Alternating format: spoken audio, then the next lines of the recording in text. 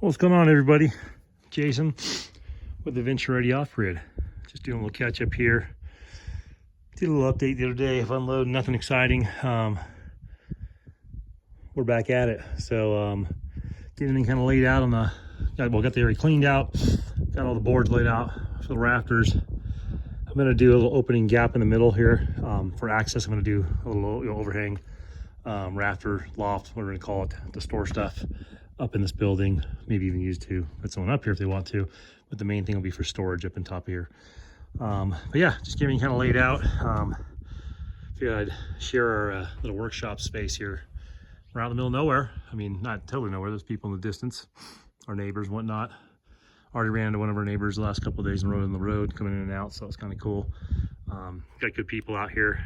Like I said, if I riffraff anywhere, but seems to have some pretty good neighbors out here so far. Everyone's been really cool and helpful and accommodating and I guess offering up everything as far as any sort of help or tools, things like that, which is cool. I learned that the hard way last time. I was out of a T25 Torx or star bit, and when you don't have one and you don't call your neighbors, it's a long drive. So anyhow, yeah, that's the site so far. Workshop, we're just out in the middle of nowhere. So like I said, there's the wood shop. Tarps for covering stuff. I was too lazy to fold them. Usually I'm a little bit more organized than that. But chop saw, Ryobi, stack of wood, hand tools, Home Depot totes. Those black and yellow totes are everything. I used to label them. I'm way too lazy to label them now. Plus I like label them like snow gear, and it'd be like a hammer and stuff, or helmets, and it'd be like socks. So I just stopped doing that.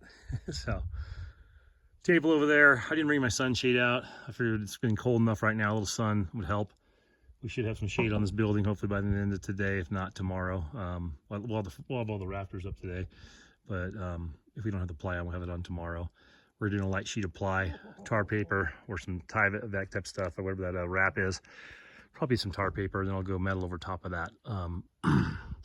Hopefully metal this round. No one seems to carry the stuff locally, so if I have the metal I need, I'll put it on here. If I only have the Home Depot kind of corrugated metal, I'll probably pass. I mean, corrugated Home Depot, what I mean is like their generic stuff.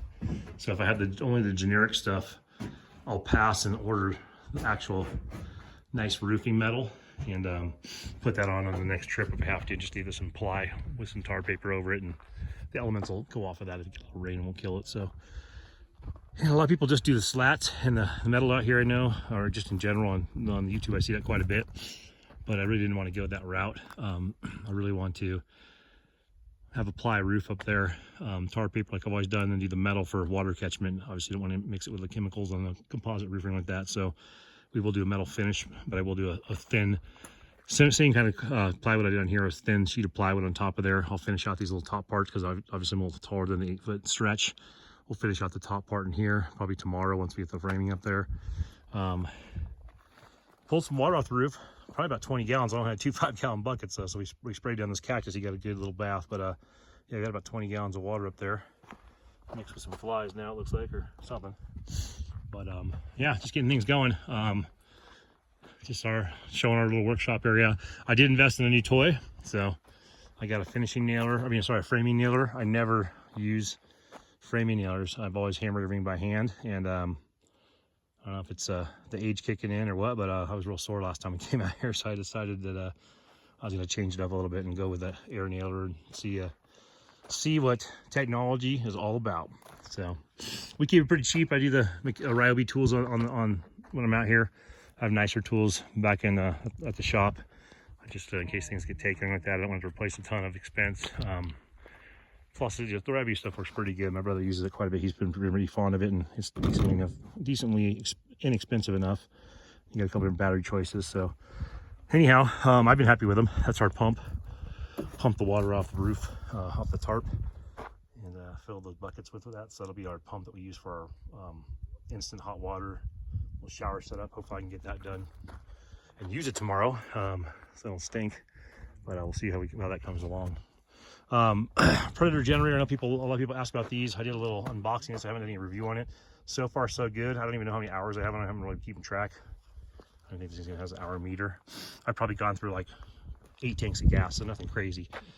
Gets similar to what they the run time that they promised on there. I think 13 or 16, yeah, 16 hours. I'm probably getting closer to 13 when I'm using it a lot, and 16 if I'm just kind of letting it run. I let it run the first couple tanks just to kind of just count the hours, whatever. And it's probably pretty close to between 14 to 16. The one thing on this that I know I've screwed up a few times, I'm not too proud to admit it. When you come over here to start this thing, obviously make sure the gas is on. That's up and down. You can see right there, it tells you. And that's this piece right here. You can do the choke, which start is that direction and run is this direction. You don't really have to use a choke, but I always usually start it. There's a bunch of different stuff all over this thing. You can put it on there and read. But anyhow, you come down here and grab this handle and pull it and 4 or 5 times and start swearing to the Harbor Freight gods and what a bunch of crap that stuff is, and you should never buy their stuff again. And you will, but you start complaining, and a lot of times you come right in this area. I don't know if you guys are seeing any obvious suspects, culprits to the lack of startability, but this button is magical. So you want to turn that on. That will pull and start this when that's on. When it's off, I'm pretty sure it's impossible.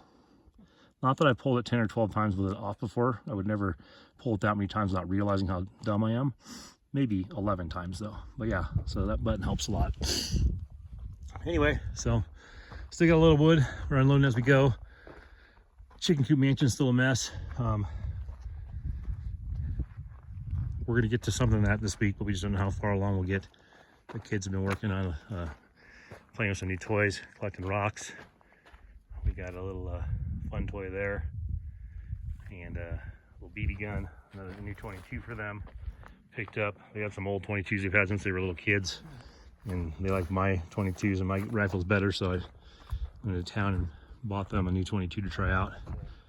And so far they're doing pretty awesome on the shooting. So we got the bow and arrow target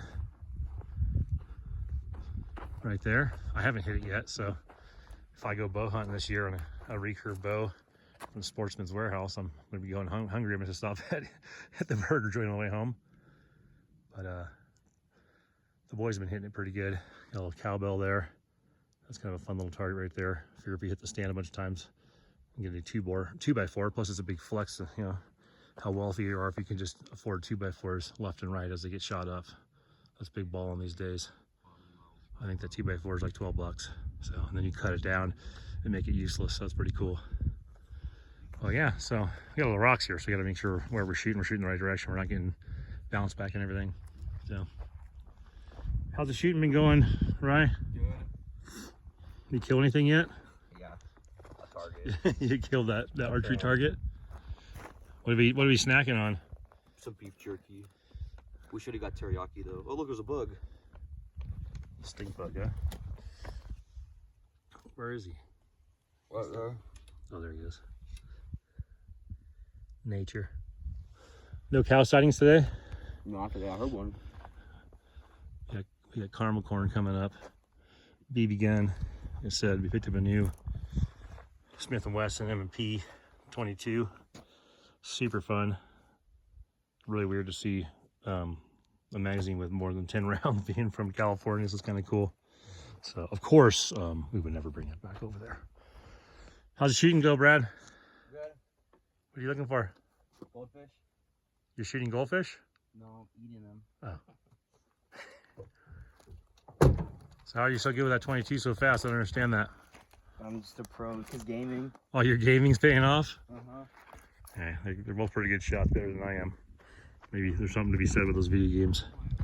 Anyway, guys, we'll get you some progress reports later today. We got a couple more days out here, so we're not making the progress we would hope to, but you know, we're also not in a rush. I mean, I am in a rush, and I'm not. I really don't want to come out here and just kill it. Shooting guns, shooting bows and arrows, camping, sightseeing, checking out that view. All in good time.